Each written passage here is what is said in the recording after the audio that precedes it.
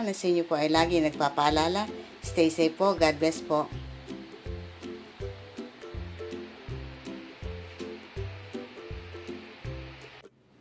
Hello po. Mapagpalang araw sa ating lahat. For the day video po ay ako po ay magluluto ng pepper beef. Ayan. With mushroom. Ito po yung hiniwa ko na po na baka. At ang aking pong gagamitin ingredients, meron po tayo ditong mushroom, oyster sauce, bawang, pepper, and then yung toyo, tsaka po tubig. Ngayon po, ang gagawin ko dito, eto po, meron tayo ditong pressure cooker. Ilalagay ko po itong, palalambutin ko na muna siya. Palambutin ko muna po siya para mas masarap po. Ayan, lagyan po natin ng tubig. Ayan. And then, lagyan ko po siya ng toyo. At saka po ng paminta powder. At ng asin. Sasalang ko po siya sa diuling. Yan, haluin ko lamang po para ma-mix na po yung ating nilagay. Salang ko lamang po sa diuling para lumambot siya ng lumambot. Ito na po, napalambutan na natin. Yan, tayo po ngayon ay magigisa na. Ito po, lagyan na po, timplahan na po natin. Kahit na po na ilaga na to, ay lalagyan ko pa rin po siya ng timpla.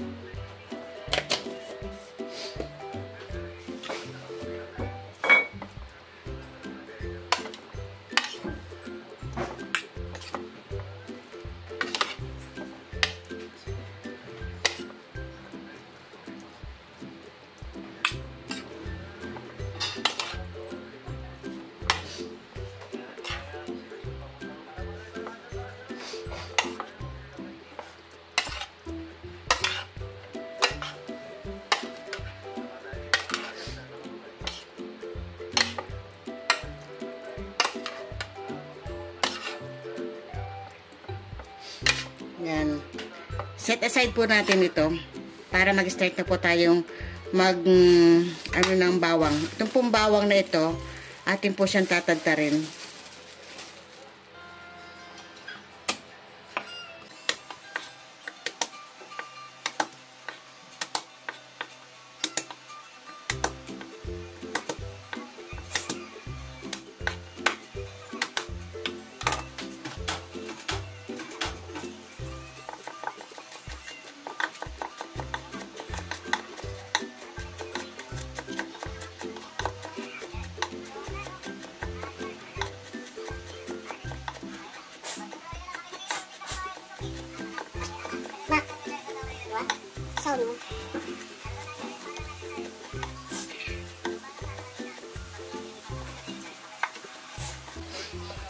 Nakalimutan ko pong ilagay yung butter. Gamit po tayo ng butter ng all-purpose flour. Lutang na naman ang utak eh. Sorry po. Talagang alam niyo naman yung sitwasyon ng kakusiran yun.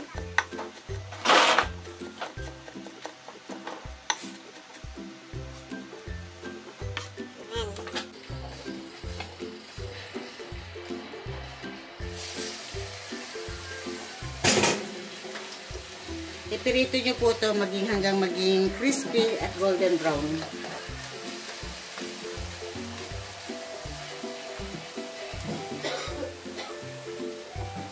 Yan po, nag-golden brown na po siya. Halu-haluin nyo lang po.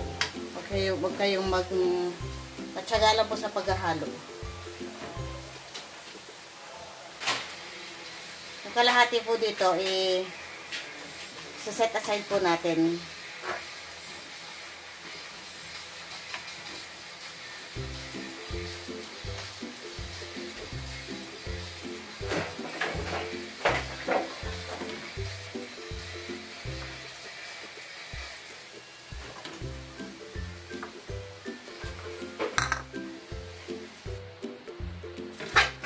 Ito po, nahango ko na. Ngayon po, salang na po natin dito yung beef na tinimpla natin.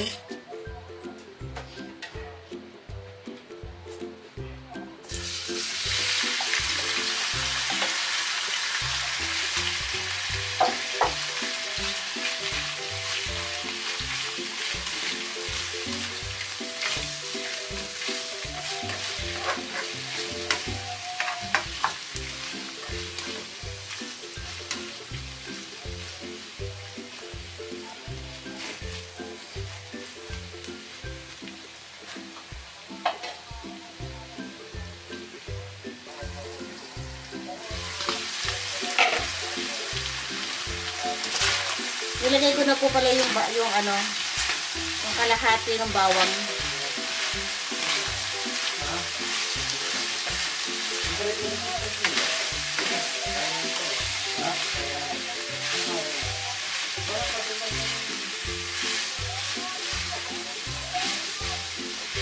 Hintayin lamang po natin na mag-iba ang kulay nito. Yung parang lumasa na po yung kumalat na po yung lasa ng beef natin. Dahil malambot na siya, hintayin lamang po natin ma-mix yung mga ingredients.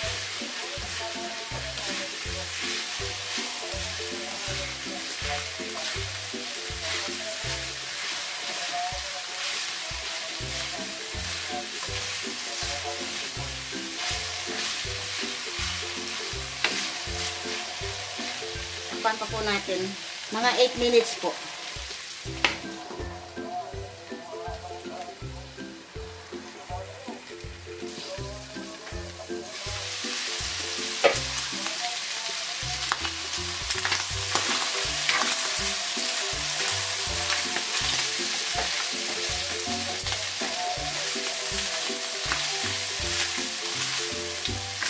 Bango na.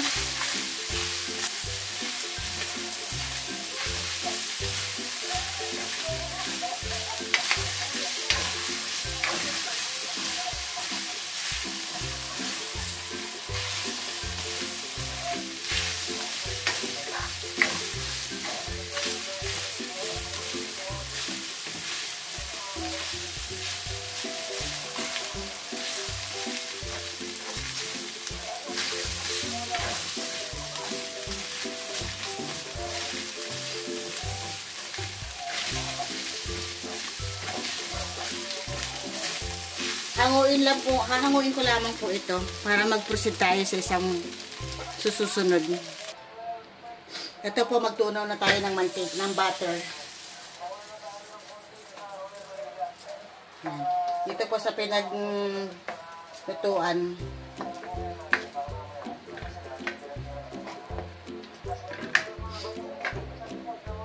Hininaan ko pala yung apoy.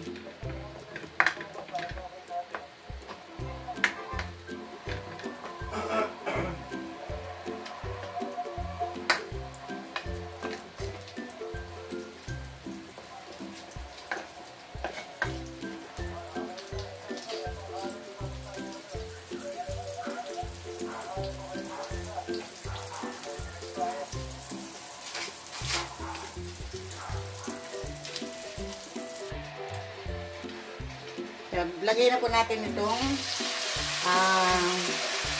mushroom.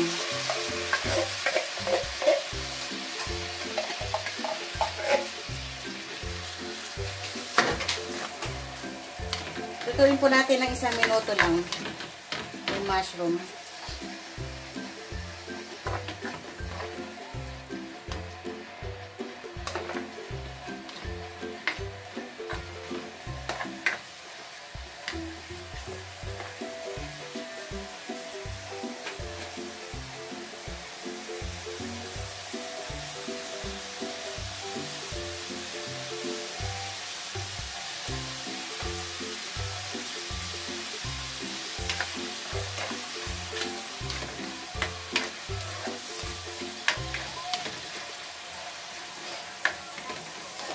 Lagay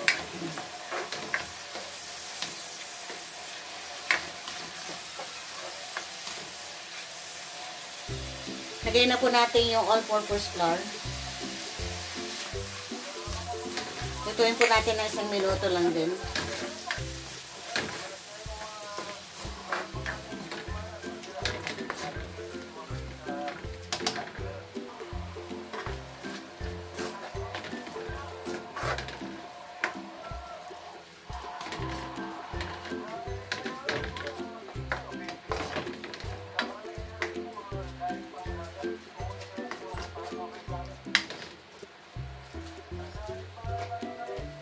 Then, maglagay po tayo ng 1 cup ng water.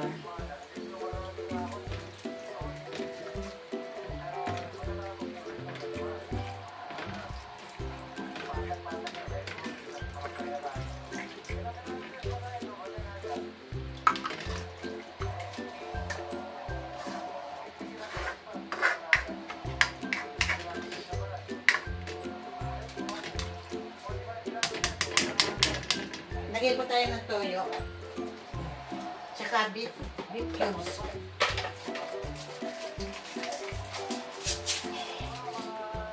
Kalahati lang po ng beef cubes.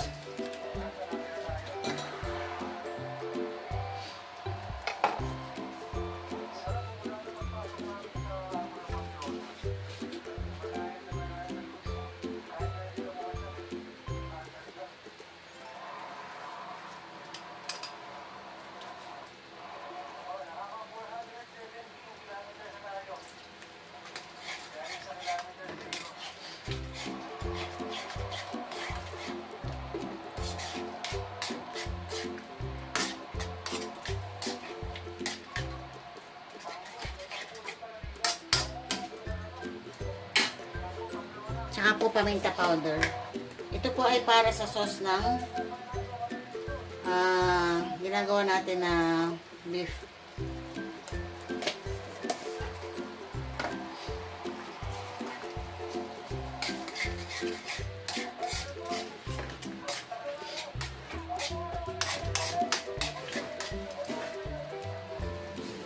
Hintayin po natin lumapot yan.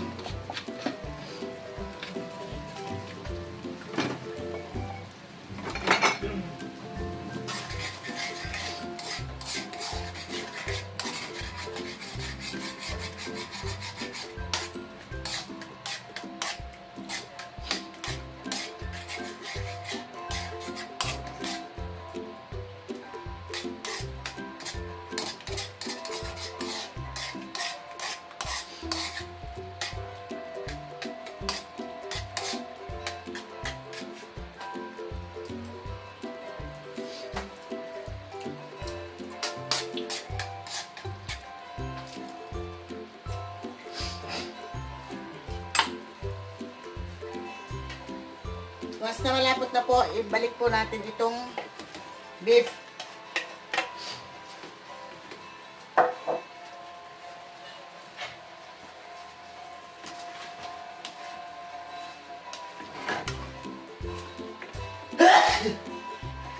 Bless you. Sa mahina apoy lamang po ninyo, ilagay yung inyong apoy. Sarap.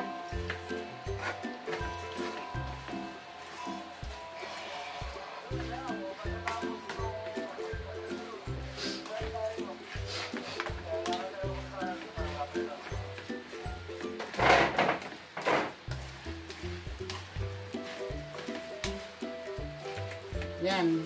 Favorite po ito ng anak kong panganay. Lalo na po kapag mayroong fries. Tulad po doon sa Jollibee na nilalagyan ng fries tapos ito sa ibabaw.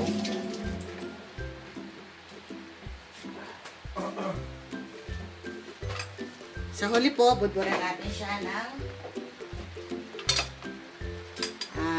garlic.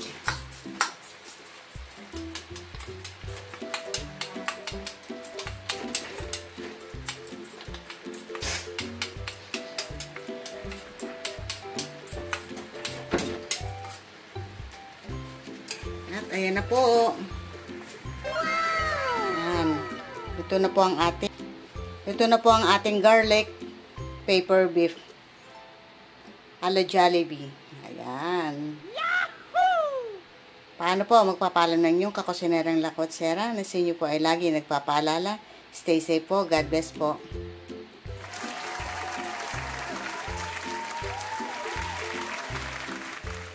Ayan, kakain na po yung dalawa kong anak. Kasi papasok na sa OJT yung isa. Isa naman, gagawa ng assignment. Same break pero, ayun, maraming assignment na binigay ang kanilang teacher.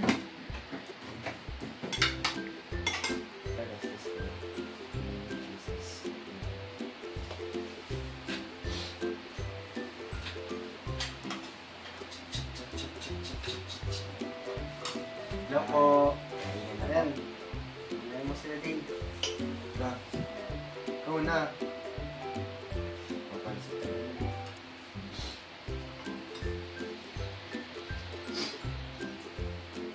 Kaya po, kain po tayo. Yeah, may leftover po kami na sinigang. Ayan, sinigang na ito naman yung Beef. garlic pepper beef. Hap. Hap po siya. Try nyo. Video eh. Mahayain kami. Opo.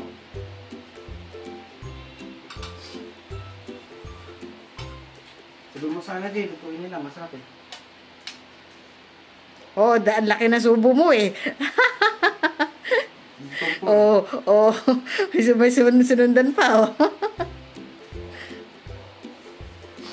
Gusto mo salita eh. Bakit? Hindi ako makasalita. Bakit? Hindi maayos.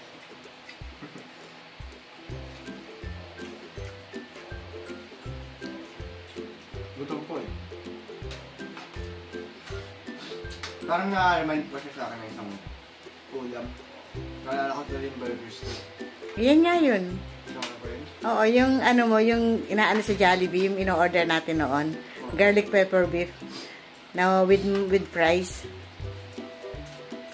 Yung po yun na, yung ano. Fries. Hindi po. Yung matabang gravy. Hindi nga lang ako masyadong naglagay ng maraming sauce. Kasi ayoko na masyadong masos. Sa inyo po, kung gusto niyo ng masos, dagdagan niyo po ng tubig. Pero ako, okay lang po sa akin yung ganyan eh. Pero kung gusto niyo pong mag-gravy, pwede naman. Ayan, mag-add lang po kayo ng tubig at saka ng flour.